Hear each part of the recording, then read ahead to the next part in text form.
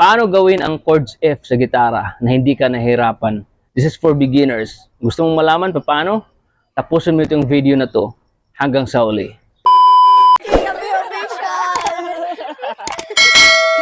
Okay guys, ang video tutorial natin ngayon is about chords F sa gitara. Ito yung form niya sa finger ko. Ito yung nakikita mo ngayon na tunog sa kamay ko. Yan na yung F chords. So, para magawa natin to na hindi ka nahihirapan, dahil dito ka sa channel ko, tutulungan kita paano magawa tong. So, sisingit mo lang. Ang string natin sa gitara ay meron tayong 6 strings. Ang string ay nag-start sa counting sa baba. Sa baba, ang tawag ay string number 1. 1, string number 2, string number 3, string number 4, string number 5, string number 6 yung pinaka-last sa taas. At ang string number 1 sa baba, ang pangalan niyan is E chords. String number 2, ang pangalan niyan is B chords. String number 3, ang pangalan niyan is G chords. String number 4, ang pangalan is D chords. String number 5, ang pangalan is A chords. Last string number 6 is E chords, same siya sa string number 1.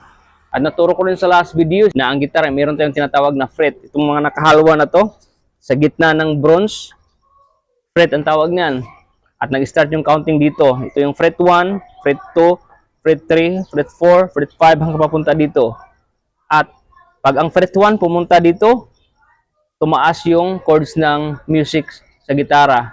Pag nagpunta ito, tumaas din. Pataas yan pupunta dito. Para magawa natin yung chords F, ang unang string na ipitin natin ay ang string number 6 doon sa fret number 1 dito. Gamit ito. Itong gagamitin natin. Bakit nire-recommend ko to? Ito yung gamitin. Meron naman ito, meron naman. Bakit hindi ko nirecommend to? Bakit hindi ito? Bakit hindi ito? Bakit hindi ito? Bakit ito talaga? Ito nirecommend ko para nga magawa natin yung chord shape na hindi tayo nahihirapan. Pag beginner, hirap na hirap, paano gawin yung mga chord? Kasi, ito kasi mga fingers guys natin, meron tong respective na positioning para sa respective string. Dito basta-basta na ito, ilagay mo lang sa kabila. Mahihirapan ka. Again, ito doon natin ilalagay sa string number 6 sa fret number 1. So, ganyan siya. So, meron na tayong isang string na naipit. Pangalawang string na ipitin natin, ang string number 5 doon sa fret number 3. Gamit ito. So, ito, meron na tayo niyan. Meron na tayo, di ba? So, ito. Lagay natin diyan. Yan. So, meron na tayong dalawang string na ipit. Pangatlong string na ipitin natin ang string number 4 doon sa fret number 3. Gamit naman ito. Gamit ito yung gagamitin natin sa fret number 3 sa string number 4. Okay. Yan. At ang last string na ipitin natin ay ang string number 3 doon sa fret number 2. Gamit ito.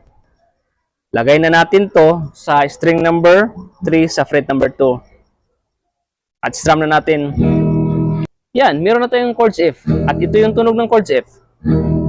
Wow, congratulations! Meron ka ng chords F. At gusto kong ipaalam sa inyo na pag bago pa lang kayo sa gitara, hindi niyo magawa to na posisyon na to.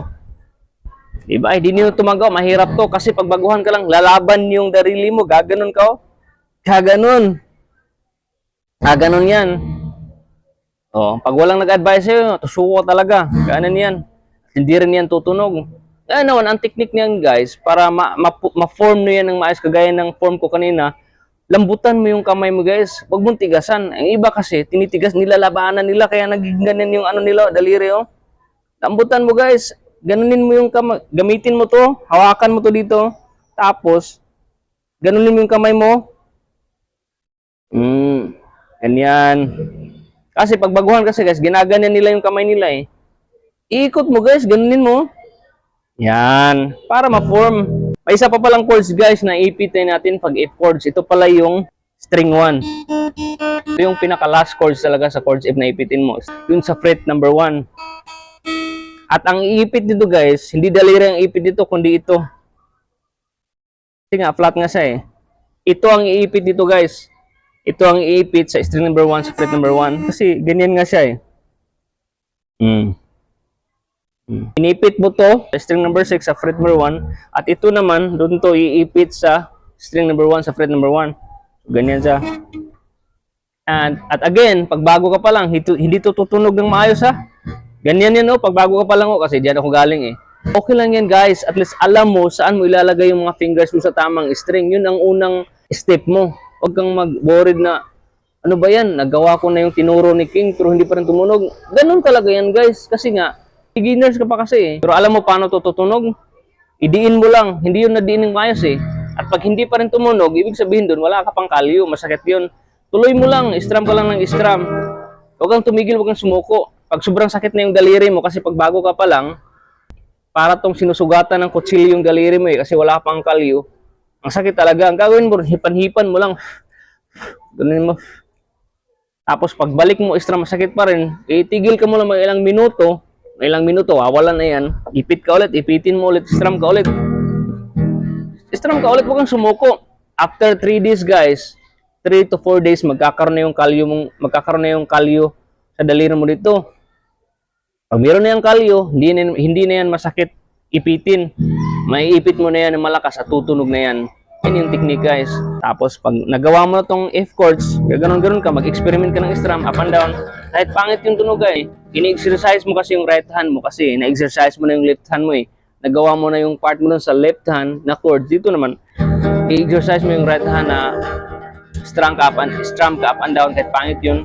Tapos after dun, mag-experiment ka rin ng strum na down lang, up. Ganun, experiment ka lang. Sana may natutunan ko sa video na to at kung meron, paki-likes, comment, and see you in my next video tutorial about guitar.